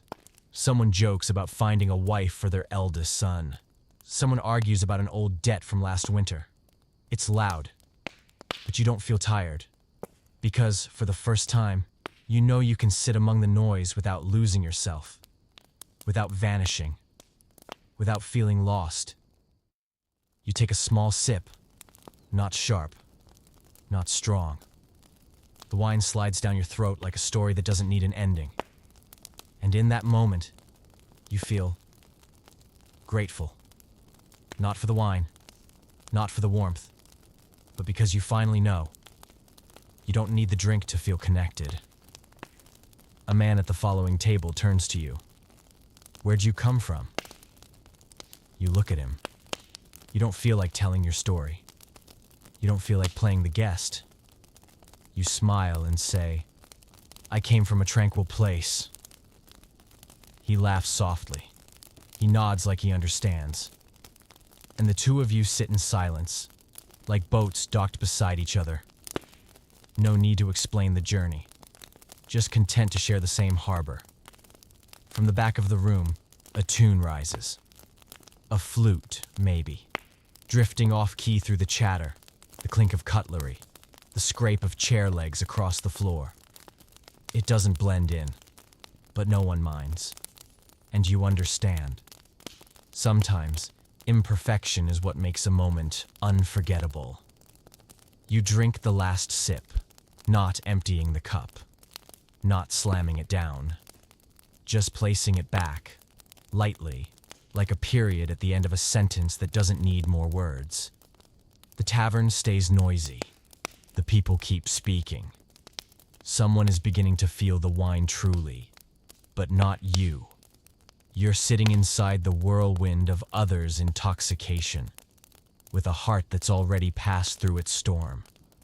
And you realize, not everyone who drinks is drunk, and not everyone was drunk, needed the drink to get there. Some people just needed someone to sit beside them, without judgment, without questions. Just sit. Like you're doing now. You stand. Quietly. No one sees you off. But a few eyes linger, not to hold you back, to say, come back if you ever need. You nod. Not to anyone in particular, but to the tavern, to the space, to the haze of other stories that now you can sit beside, without disappearing. You leave the tavern just as the sun begins to lean. The light now is no longer harsh. It's not entirely bright either. Just a soft yellow tinged with red, like the cheek of someone who has just finished crying, hiding tears behind a vague smile. You don't know where you're going, and somehow, that no longer worries you. The road is still there, but now you don't walk it to arrive. You walk it because the air has softened, and the breeze touches you like it wants to tell you something. You pass an old field. The grass is tall. The harvest is long gone. Only blackened stubble remains, casting faint shadows like the scribbles of a dreamy child. You stop. Not from weariness, but because a slight rise appears ahead, and on it, a flat stone, as if someone long ago placed it there just for you to sit. No questions asked. So you sit. The sun begins to kiss the horizon. No one beats a drum. No one calls out, hurry and look or you'll miss it. But you know, this is not an ordinary sunset, because this time you're truly present. No thoughts, no expectations, just watching. The sky shifts gently, from gold to amber to wine red, then to that pale lavender hue that feels like the exhale of a song nearing its final note. You see the clouds not drifting, but staying still, as if listening to the sky tell its last story. The wind changes direction, no longer earthy, but now carrying something like longing. Not sadness, just the quiet ache of knowing you're about to part with something beautiful, and being okay with it. You rest your hands on your knees, eyes fixed on the sky, not because it's beautiful, but because for the first time you realize things can fade without needing to be held. You don't take a picture. You don't write a note. You don't mark the time. You stay. They say sunsets make us remember, but you don't remember. You feel. You feel the parts of you once dropped, the touches you didn't keep, the glances you avoided, the words you should have said but left unsaid. They don't hurt. They sit beside you like old friends. No apologies, no explanations, just sharing the same view, quietly. The sun dips lower. You see its edge, perfect and slow, like the period at the end of a long sentence. But instead of feeling like an ending, it makes you lighter. Because now you know, even endings can be beautiful if you're slow enough to see them. You close your eyes, not to sleep, to rest your vision after a day that gave you more than names can capture. And you think, maybe this is the first sunset you've ever witnessed without feeling sorry that it's ending. Because you were there from the start. Only a faint purple hangs in the sky when you open your eyes. No one besides you. No birds, no evening bells. Just the sound of your heart, steady, and a pure kind of gratitude no one ever had to teach you. You rise, gently, not because you've rested enough, but because you've just experienced something beautiful enough to carry you forward.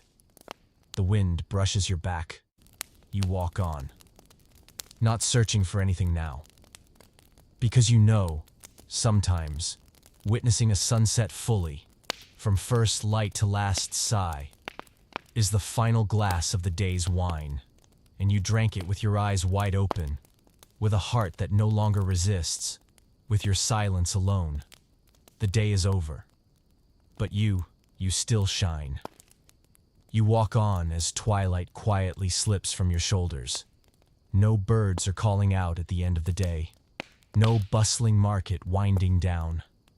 Only a thinning light, as if someone is gently stitching the final strands of brightness into the earth before folding the sky shut for sleep. The road ahead remains still. No lamps, no people. Just the wind, not cold, but like a soft blanket being drawn across the world, whispering to every tree and stone. Sleep now, sleep. The day is done. You don't fear the dark, because tonight, darkness didn't arrive suddenly. It's been with you since morning, nestled beneath tree canopies, curled into silent corners, waiting patiently for this moment to place a quiet hand on your shoulder, without startling you.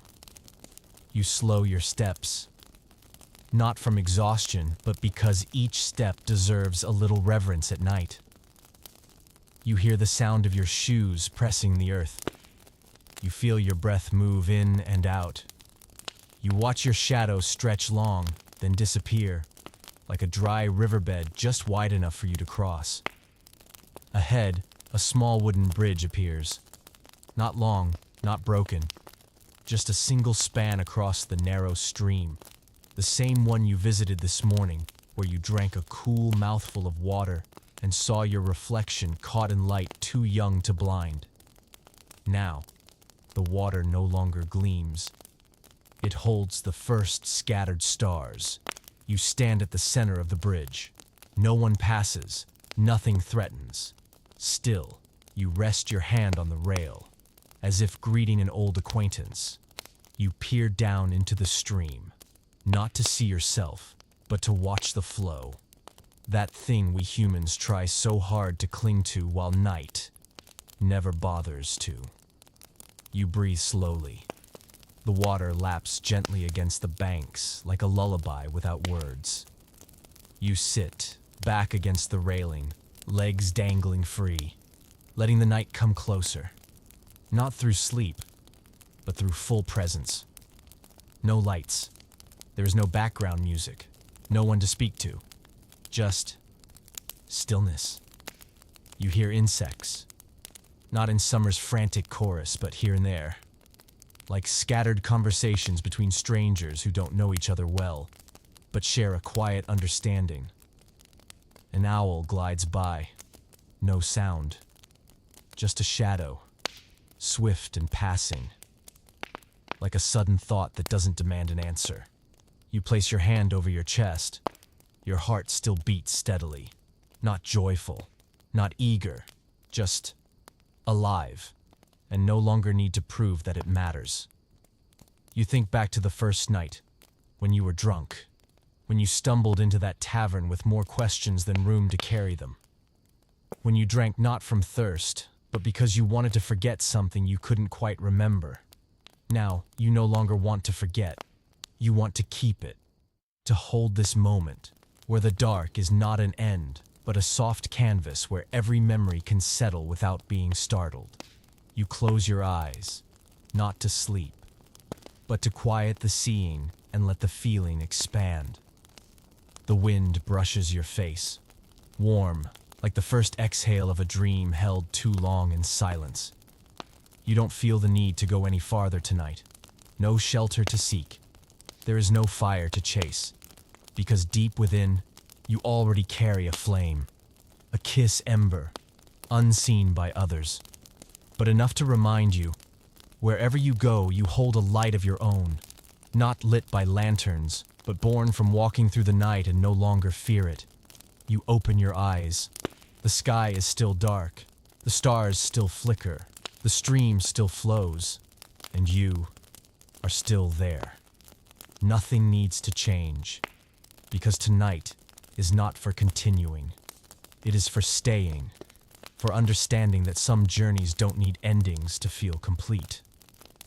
You are no longer drunk, no longer searching, no longer pushing back the dark. You are here in the hush of night, listening to your heart say nothing at all.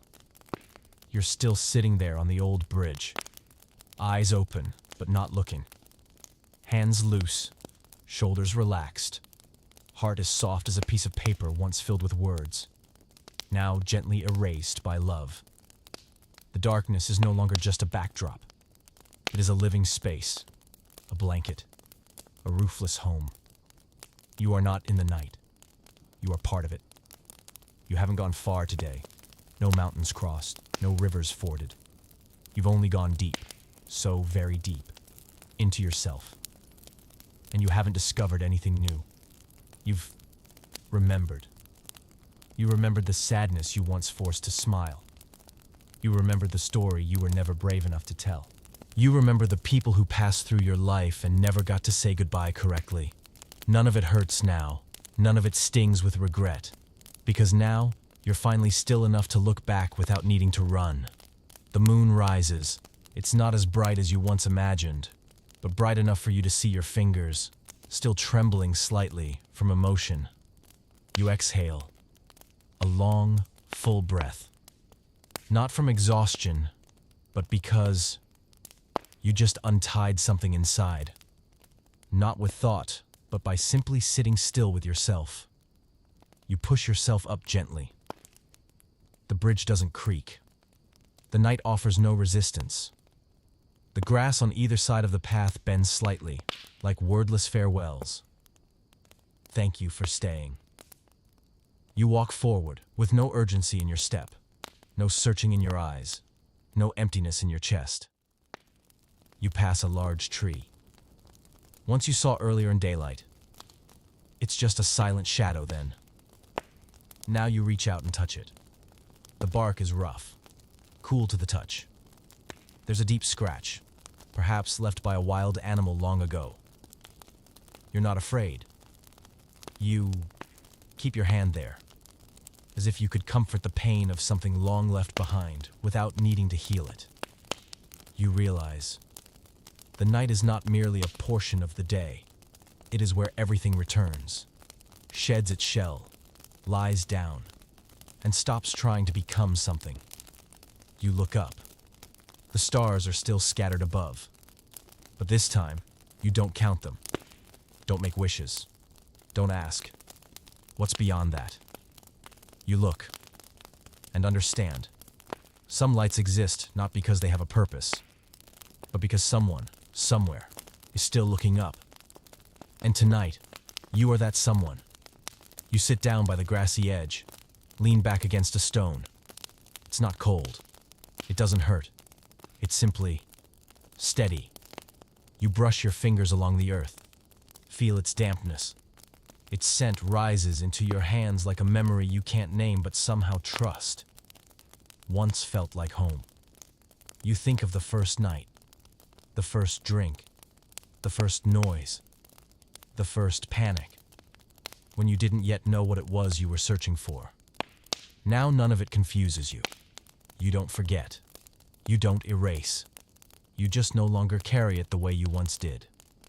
Now, it rests inside you like a low note. It is not attention-grabbing, but essential to harmony. You close your eyes, not to sleep, but to hold on to this sensation of being alive without having to do anything. No need to impress, no need to explain. There is no need to hover over unfinished stories. Just this. I am here, and that is enough.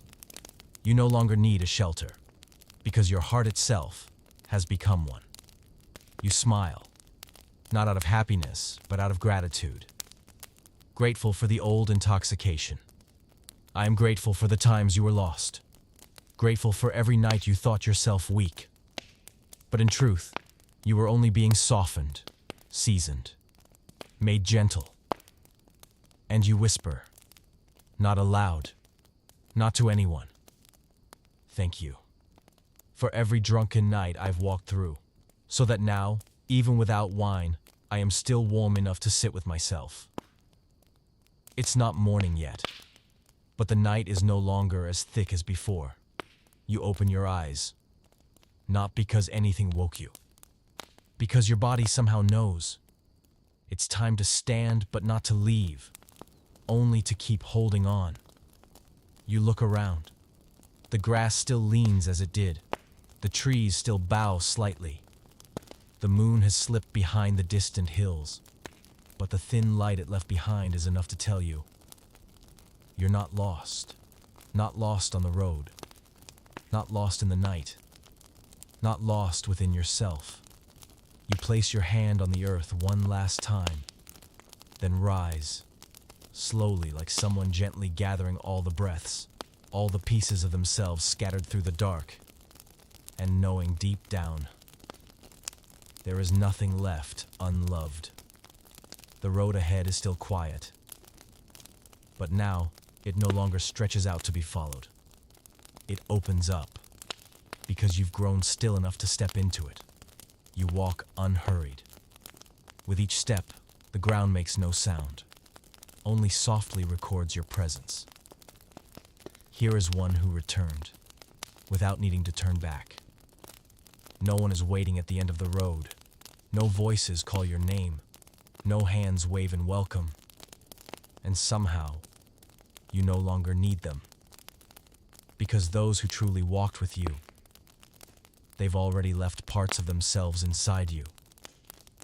They are the silent look of the older woman who left a cup of tea at her door. The bony hands scattering herbs into boiling water on your first night. The eyes of the boy who drew circles in the dirt and never asked where you came from. No one walked all the way here with you, but no one ever really left. They are present because you still remember and no longer need to hold on. You think of the tavern, the table by the fire, the nameless wooden chair where you once sat. The storyteller is too drunk to find an ending. The unspoken glance you shared with a stranger in the middle of all that noise. You won't return there. Not because you've forgotten, but because you understand. Sometimes, the most beautiful places are the ones you were honest enough to leave. You pass a large stone. You once sat there. Once, I thought it was a resting place. Now, you glance, a soft glance, as if saying, "Thank you, I was there, and now I am here." You don't feel improved, not better, not changed in the way people hope for after a long journey. You feel closer, closer to yourself. No need to explain. There's no need to say what you've learned. You don't carry lessons. You carry a quiet, the kind others may not touch, but might feel when they sit beside you. You round a gentle bend in the road. The sun hasn't risen, but something is glowing near the horizon. A pinkish gray color, like someone trying to wake you with a hand that hasn't yet washed its face. You pause, not to admire, just to take a deep breath, and know that you're light enough to meet the new day with nothing more than the steady rise and fall of your chest. No one is beside you. No one waits ahead. No one calls out, "Welcome back." And you don't need that anymore, Because you have become the very place you once went searching for.